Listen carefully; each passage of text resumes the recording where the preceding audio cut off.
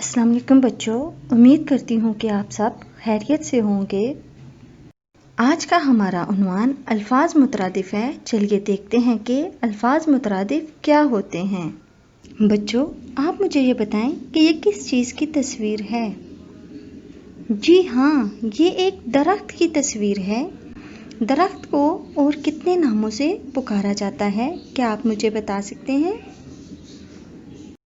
جی ہاں، درخت کو اور بھی بہت سے ناموں سے پکارا جاتا ہے، جیسے نخل، پیڑ، شجر۔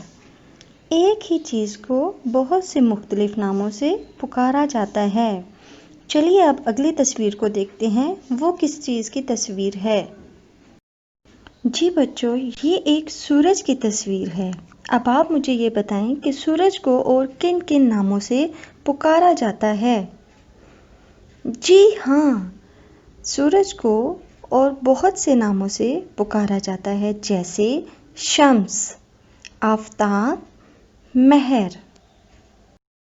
اسی طرح سے ایک اور تصویر دیکھیں، یہ ایک چاند کی تصویر ہے۔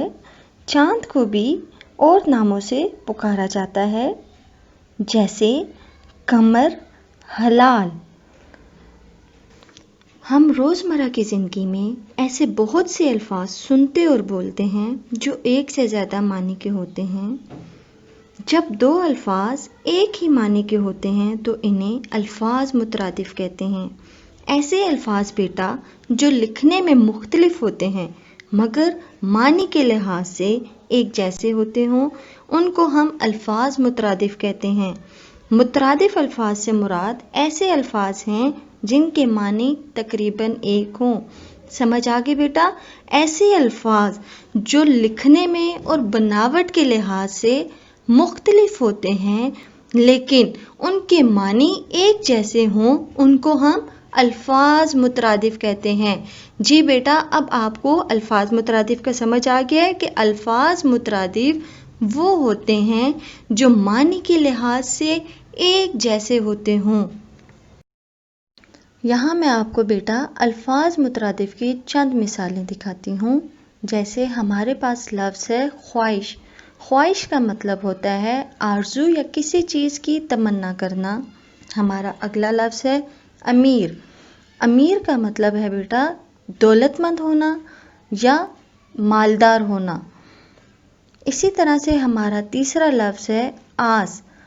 آس کا مطلب ہے امید، بھروسہ۔ جیسے بیٹا آپ اپنے امی ابو کو کسی کام کے کرنے کا یا کوئی چیز لانے کا کہتے ہیں تو آپ کو ایک امید ہوتی ہے، بھروسہ ہوتا ہے کہ وہ کام آپ کے امی ابو کر دیں گے۔ لفظ خواہش کے مترادف ہے آرزو، ارمان، تمنا۔ لفظ امیر کے مترادف ہے دولت مند، غنی، مالدار۔ اسی طرح سے لفظ آس کا مترادف ہے امید، بھروسہ، توقع۔ اس صنف کو مزید سمجھنے کے لیے آئیے ایک سرگرمی کرتے ہیں۔ سرگرمی ہے ہماری ڈھونڈو تو جانیں۔ سوال ہے ہم معنی یا مترادف الفاظ کو چنیں۔ یہاں آپ کو بیٹا کچھ الفاظ دیے گئے ہیں جو ایک دوسرے کے مترادف الفاظ ہیں۔ آپ ان مترادف الفاظ پر دائرہ بنائیں جو ایک دوسرے کے مترادف الفاظ یا ہم معنی الفاظ ہیں۔ الفاظ ہیں ہمارے خواہش، امید، تمنا، آرزو۔ ان الفاظ میں سے مترادف الفاظ پر دائرہ بنائیں۔ مترادف الفاظ بیٹا ایسے الفاظ جو ایک دوسرے کے ہم معنی ہوں، ان پر دائرہ بنائیں۔ جی ہاں بیٹا، مترادف الفاظ ہیں خواہش، تمنا اور آرزو۔ چلیے اب بیٹا جز نمبر 2 کی طرف چلتے ہیں۔ جی بیٹا، جز نمبر 2 کے الفاظ ہیں مشغول، فارغ، مصروف۔ اب آپ مجھے بتائیں بیٹا کہ اس جز میں جو مترادف الفاظ ہیں وہ کون سے ہوں گے؟ جی بیٹا، مشغول کا مترادف ہوا مصروف۔ مشغول کا مطلب ہوتا ہے کسی کام میں مصروف ہونا، اس طرح مشغول کا مترادف مصروف ہوا، جبکہ فارغ مصروف کا مترادف نہیں ہوگا۔ فارغ مشغول کا متضاد ہے، متضاد الٹ کو کہتے ہیں، جبکہ مترادف الفاظ کا مطلب ہوتا ہے ہم معنی الفاظ۔ تو اس طرح سے مشغول کا مترادف ہوا مصروف۔ چلیے بیٹا، اب جز نمبر 3 آپ خود سے حل کرنے کی کوشش کریں، پھر میں آپ کو بتاؤں گی کہ آپ نے الفاظ مترادف کو صحیح پہچانا کہ نہیں۔ جی بیٹا، اس جز کے الفاظ مترادف ہیں بیکار، فضول، ناکارہ۔ بیکار کا مطلب ہوتا ہے بیٹا جو کسی کام میں نہ آئے۔ بیکار چیز مطلب جس چیز کو کسی کام میں استعمال نہ کیا جائے، اس لیے بیکار کا مترادف فضول اور ناکارہ ہوا، جبکہ لفظ کارآمد اس کا متضاد ہوا۔ ٹھیک ہے؟ اس صنف کو مزید سمجھنے کے لیے چلیے بیٹا ایک اور قدم آگے بڑھتے ہیں۔